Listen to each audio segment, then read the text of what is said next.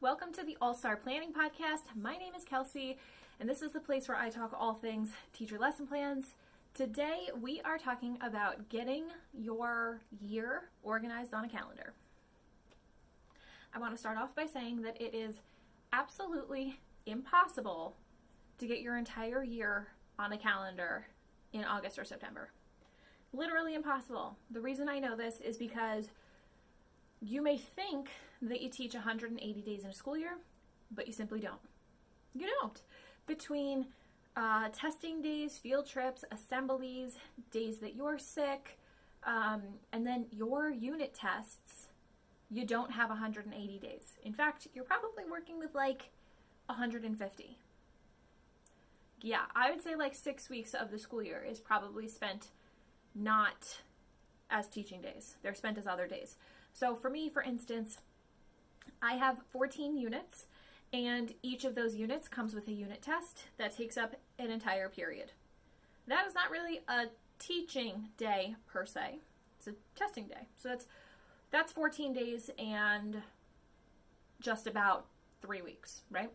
Then midterms and finals week are counted in those 180 days, but they are not teaching days. Those are testing days. I don't actually get to teach and see my kids on those days. So that's another 10 days that gets subtracted at minimum. Some years the schedule is a little bit different. So right there, I'm up to 24 days. Then I also have days that I'm going to be sick. I can assume, based on my immune system and historical average, that I'm going to be out 5 days intermittently throughout the school year. When I'm out, usually I leave some type of review assignment for my kids simply because I teach chemistry, and there's no guarantee that the person subbing for me is going to know chemistry. So usually I just leave some type of review assignment for them. So not really a teaching day. It's a learning day, but it's not really like a new, fresh teaching day. And then you have field trips and assemblies, and some you can anticipate and others you can't.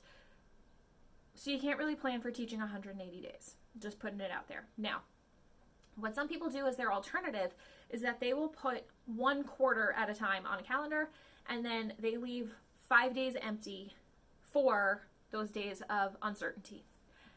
I don't love that. I don't love it because I think that it just leads to frustration. What I do, and what I suggest most people do, because it works for me, so if you're looking for something, perhaps this could work for you. I plan everything on a digital calendar.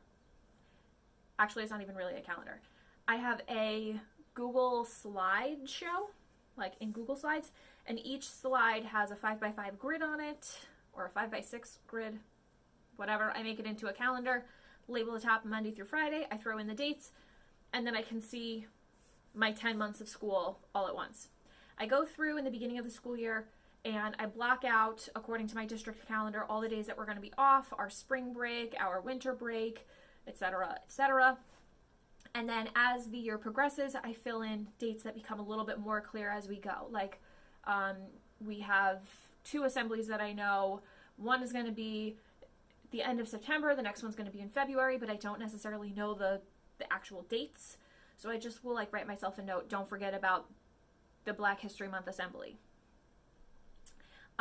Then my kids have PSAT testing. That's usually going to be someday in February or March. I leave myself a note. That's coming up. I leave myself a note in May for AP tests that some of my kids won't be there. And there are things that I don't necessarily know the dates for, but I know to plan in advance for.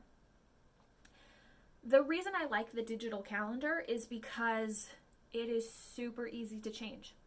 The type A part of my brain, because I don't think I'm necessarily type A or B, I'm somewhere in the middle, the type A part would freak out at the thought of putting something on a calendar in writing, like in pen on paper, and then having to cross it out or white it out to change things. My brain would melt. And if you're like me, a digital calendar is a great alternative because a quick copy and paste and you're good to go. Actually, a cut and paste, but you'd be good to go. And the type B people, you don't probably care about crossouts on your calendar, so maybe paper works best for you. My second year of teaching, I had a big Erin Condren planner, and it was like the 8.5 by 11. It was like the giant hefty size. I took the 1 inch by 1.5 inch Post-its, like the little babies, and I would write my lessons, like my codes, on the Post-its so that I could move them around, because it was the only way that the type A part of my brain would be happy, but I would still be able to put my stuff on a calendar and kind of anticipate what would be coming in the future. So that's another alternative, but I really like the digital calendar. Now, I very highly recommend giving your lessons some type of code. For me, I have 14 units in my brain. They are very distinct. If you ask me what unit 10 is, I know that it is solutions, and boom, it's ready to go.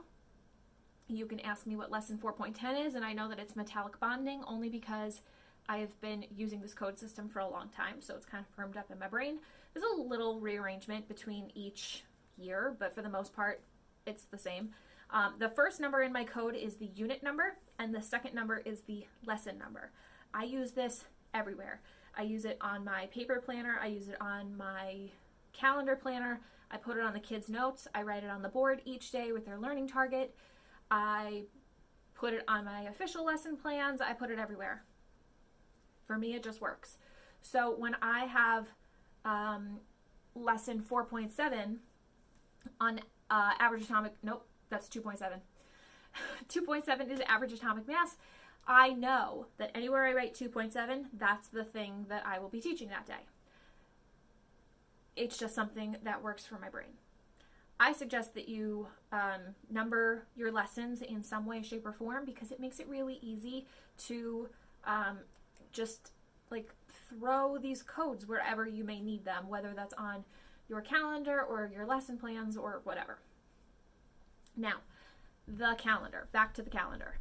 The reason I love Google Slides is because I can very easily share it with my students.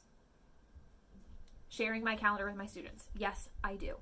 I use Google Classroom. I've been using Google Classroom since forever, and I love it. I've always been a proponent for Google Classroom.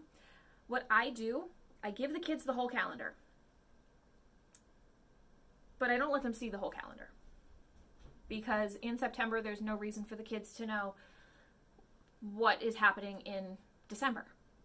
But I like to know what's happening in December.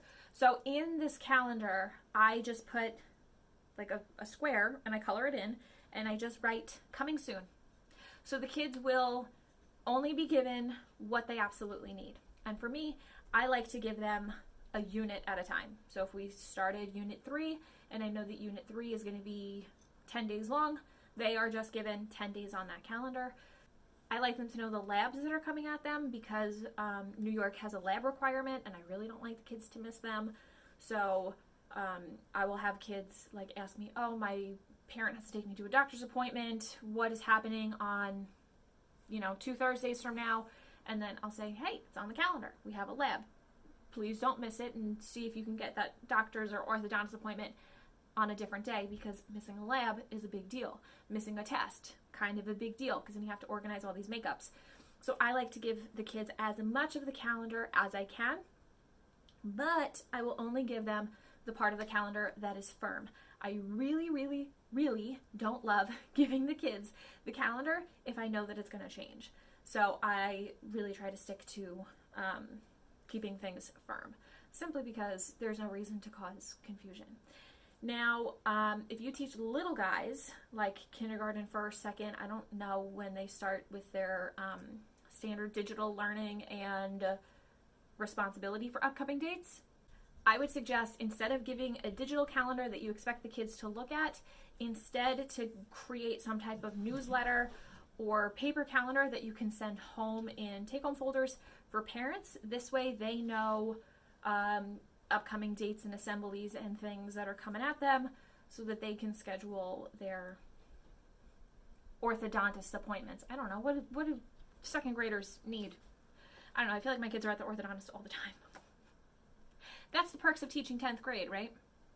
So anyways, those newsletters, you just put like a little chunk for upcoming dates, and you would tell parents that the kids have an assembly on X day and they have a spelling test on Y day, and this just kind of keeps everybody in the loop, and then there's no surprises, because People say they like surprises, but really they don't. They only like surprises when they're fun. So that is all I have for you in terms of planning. You do not teach 180 days. You probably teach closer to 150.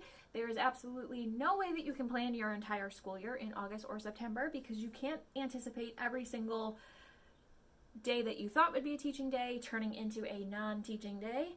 And try a digital calendar because it's awesome, and then share as much of that calendar with your students as possible. I have a masterclass all about my planning method, the All-Star Planning Method. It is free. You can find it at plan.kelseyreevy.com. If you are watching this on YouTube, the link to that is in the description bar below. You can also find links to it all over my website, kelseyreevy.com. And that's it. That's all I have for you. Make sure to subscribe to the podcast so you don't miss anything else. And I will talk to you soon. Happy planning.